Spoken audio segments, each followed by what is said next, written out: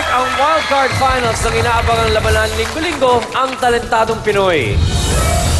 Tila naghahalo ang nararamdaman ng ating susunod na wildcard finalist sa kanyang natatanging pagkakataong makapasok sa nalalapit na finals. Bakit kaya? Alamin natin mula sa kanya.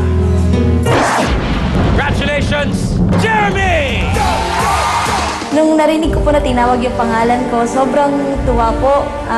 Biruin niyo po, first round ng wildcard. Feeling ko, parang malapit na yung pinapangarap ko rin.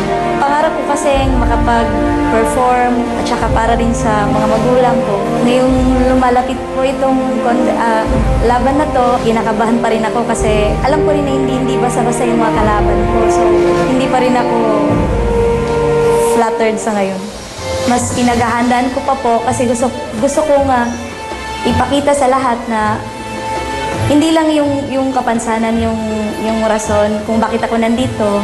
Kung hindi, dahil din totoong meron akong talent na kayang i-share, kayang ibahagi sa lahat.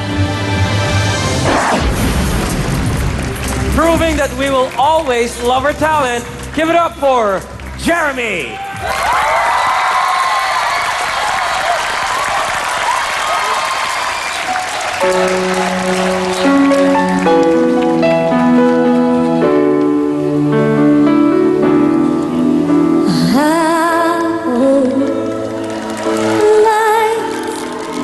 Treats you kind, and I hope you have all you dream of, and I'm wishing you will try and happiness.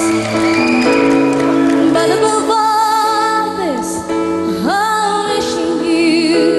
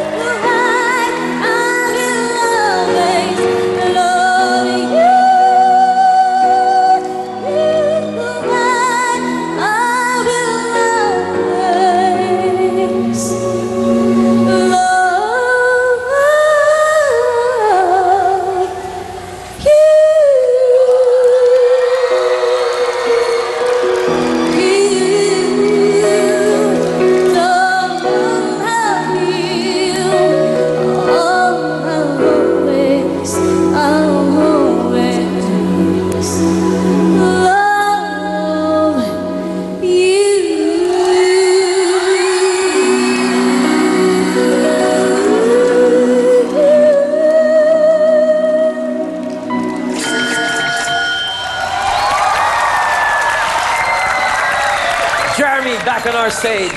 Magandang gabi, Jeremy. Usog lang tayo dito ng konti. Joey, what do you say?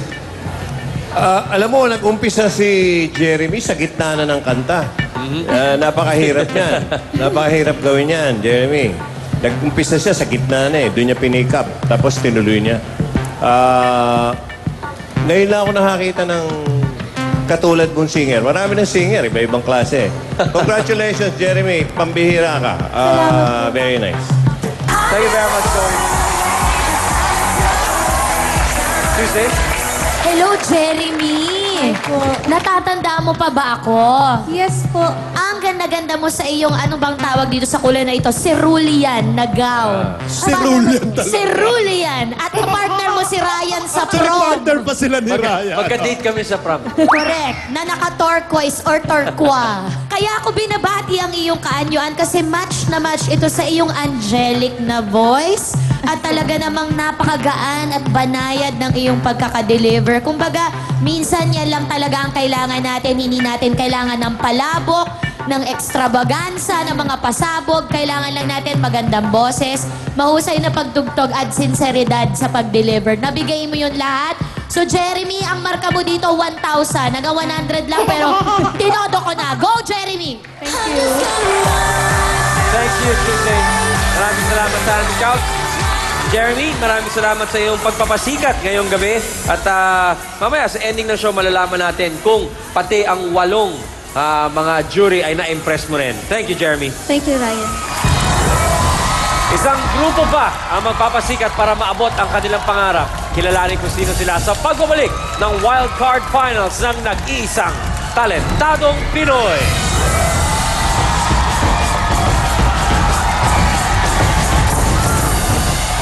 Matutunayan ng grupong ito, sila ang wildcard na pambato. Ngunit may 5 pang pagbibilian at nagsasabing sila ang may karapatan. Sino sa inyong opinyon ang wildcard sa Battle of the Champions? Magkita tayo sa finals! Malalaman natin yan sa pagbabalik ng Talentadong Pinoy!